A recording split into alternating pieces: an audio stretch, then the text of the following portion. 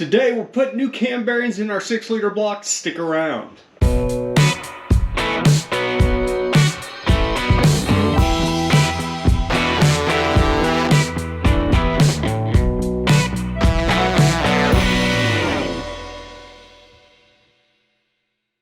What is going on, everybody? Welcome back to the garage. I've got my father-in-law Bill here helping out because he's never done anything like this before.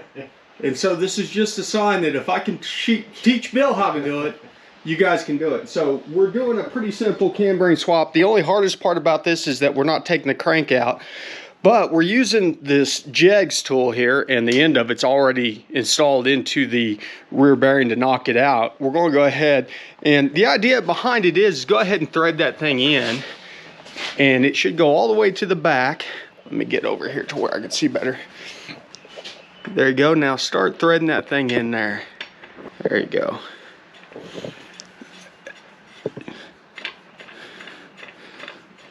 And this is taking the bearings out. We'll show you installing them, but you want to go the longest distance across the block, and the reasoning behind that is I don't think you're getting started.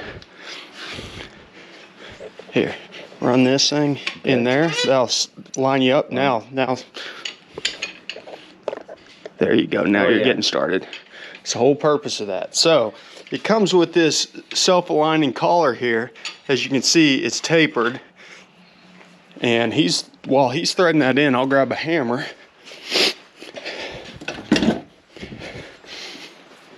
So we'll just go through it? Yep, you're good. Okay. Okay, so hold the collar. Yep. And make sure. Yeah. Yep, there is. Yeah, you're just spinning it. So hold the collar and give the back of that a tap.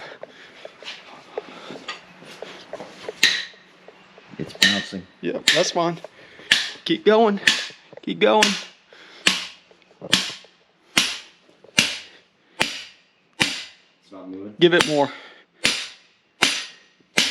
Keep going. You're almost there. Bingo. And here is our old bearing that we're replacing. Now keep in mind, you'll see that these things have oil holes on them. Most bearings are going to have 2 oil holes. Whenever we go back in, we need to make sure and get those aligned with the oil galley. So now that we've got that one out, we're just going to take the end off this thing, and we will go back to the next bearing. Now having the crank out or the crank in like this, it's easier to get to that thing through the cylinder bores, and I'll show you what I'm talking about.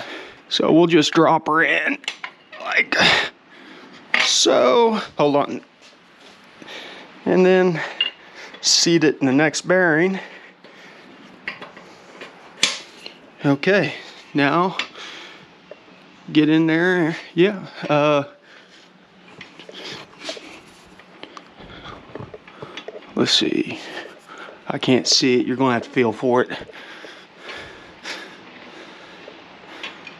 There you go. And that's pretty much the process. We will knock out this middle bearing from this side, then we'll switch around and go the opposite direction to knock out these last 2 bearings. Okay, we got all the bearings knocked out now, and we're going to go back in with a new set of Durabonds. For the most part, these bearings would have been fine to reuse. There was very little scarring on them, so, but we're here, might as well swap them out. Okay, so we just got done doing our ring gaps, and in the process of Bill doing that, I found the correct bearings. So I knew that I ordered the wrong bearings right off the bat, and now we've got the right bearings. So now we get to go through this, knock all the bearings back out again, which luckily we've become experts at doing, and install new bearings. This box actually has the positions outlined, shows you the part number. So 4511 DR is going to be our 1 and 5, then 4512 DRs are 2 and 4, and then we've got 1 that's going to be our 3. So then once we get it in there, we'll use a scribe to check the oil hole alignment. Which I look good. One more. Okay, go ahead. We're good. Oh. So rotate the crank clockwise.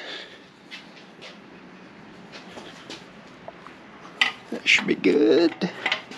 I don't know if you're going to be able to see down in our lifter valley there. Okay.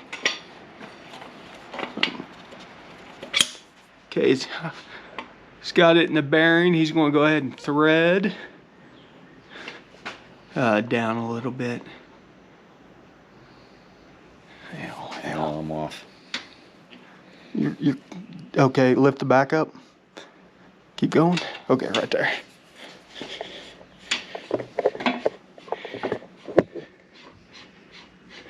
Just can't really see what's going on here too well. Big thing is getting your holes aligned. We got our hole misaligned on this one.